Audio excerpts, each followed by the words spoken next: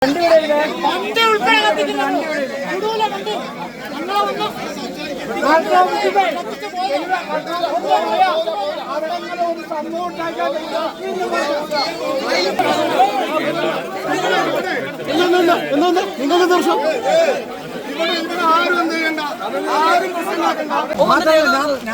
രാഷ്ട്രീയക്കാരൻ മാത്രമല്ല, എനിക്ക് പ്രിവിലേജ് ഉണ്ട്. ഞാൻ എക്സാം കൂടിയാണ്.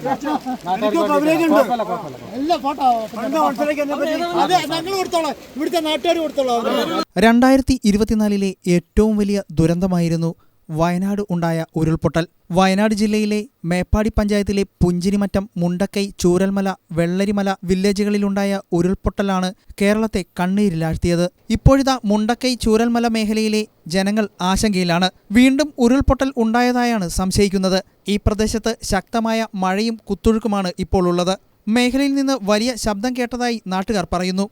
നമ്മൾ ഈ വെള്ളം വരുന്ന സമയത്ത് ഈ പാലത്തുമുണ്ട്, നമ്മളെ ബേരിപ്പാലത്തുമുണ്ട്, കുറച്ച് മരങ്ങളും കുറച്ച് വലിയ പാറകളൊക്കെയാണ് ആ പുഴയിലൂടെ ഒലിച്ചു പോയത്.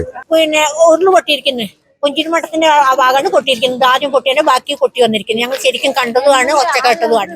2024 കേരളത്തെ നടുക്കിയ ഉരുൾപൊട്ടലിന്റെ ഓർമ്മകൾ ഉണർത്തുന്ന വിധമാണ് ഇപ്പോൾ മഴ പെയ്യുന്നത്. മുണ്ടക്കൈ വനമേഖലയിൽ കഴിഞ്ഞ രാത്രി 100 മില്ലിമീറ്റർ മഴ പെയ്തുവെന്നാണ് ലഭ്യമാകുന്ന സൂചനകൾ. ജാഗ്രതാ നിർദ്ദേശം പുറപ്പെടുവിച്ചു. ചൂരൽമല അട്ടമല റോഡ് പൂർണ്ണമായും വെള്ളത്തിനടിയിലായി. പുന്നപ്പുഴയിൽ ചെളിമണ്ണാണ് കുത്തിയൊലിച്ചു പോകുന്നത്.